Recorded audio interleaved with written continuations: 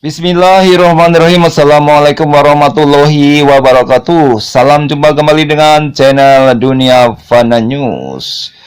Bila kita ingin melancong ke luar negeri, tentu kita tak akan lupa dengan satu alat komunikasi modern yang disebut dengan handphone atau smartphone. Sebab alat itu sangat penting untuk menjalin komunikasi kita selama di luar negeri dengan kerabat kita di dalam negeri. Bagi orang kita yang belum pernah merasakan sensasi melancong ke luar negeri, maka tentu akan memilih negara jiran terdekat kita sebagai pengalaman pertama untuk bepergian ke luar negeri yang keren, yaitu Malaysia dan Singapura. Terutama Malaysia dijadikan tujuan utama wisata luar negeri pertama adalah karena kesamaan bahasa dan juga karena wilayah geografis yang dekat. Sehubungan dengan alat komunikasi modern yang disebut dengan HP atau smartphone tadi, bila kita ingin berkunjung ke Malaysia, maka tentu kita tak lupa untuk mengisi pulsa terlebih dahulu sebelum berangkat, agar komunikasi kita bisa berjalan dengan lancar dengan kerabat kita, baik yang di Malaysia sesama rombongan ataupun dengan kerabat kita di Indonesia. Akan tetapi, bila pulsa kita habis di Malaysia, bagaimana ya cara mengisinya? Sebab orang Malaysia tidak tahu yang namanya dengan istilah pulsa itu. Lantas, bagaimana solusinya?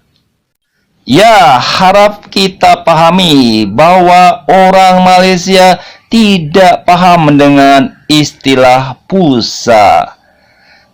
Jadi, tentu akan bingung dan heran bila kita tiba-tiba pergi ke minimarket misalnya untuk membeli pulsa. Permisi, saya ingin membeli pulsa. Orang Malaysia akan bingung. Pulsa? Apa itu pulsa ya? Istilah pulsa untuk mengisi biaya percakapan komunikasi di HP itu memang hanya ada di Indonesia. Sedangkan di Malaysia itu disebut dengan top up atau kredit. Hingga kini tidak jelas dari mana dan di mana istilah pulsa di Indonesia itu mulai dipergunakan. Istilah pulsa itu berasal dari bahasa Inggris, yaitu pulse, yang artinya denyut nadi atau denyut jantung. Istilah pulsa di dalam bahasa Indonesia dan top up atau lebih lengkapnya top up the balance atau juga biasa disebut kredit di Malaysia, sama-sama keduanya berasal dari bahasa Inggris, tapi penggunaan nama istilahnya saja yang berbeda. Itulah keunikan atau peliknya Indonesia dan Malaysia sebagai dua jiran saudara serumpun yang mempunyai banyak kesamaan, akan tetapi mempunyai beberapa perbedaan dalam penggunaan bahasanya, meskipun sama-sama berakar sama, yaitu bahasa Melayu. Akan tetapi di beberapa istilah pemakaian katanya ada kata yang sama tapi berbeda makna. Itulah keunikan dan keasikannya antara Indonesia dan Malaysia.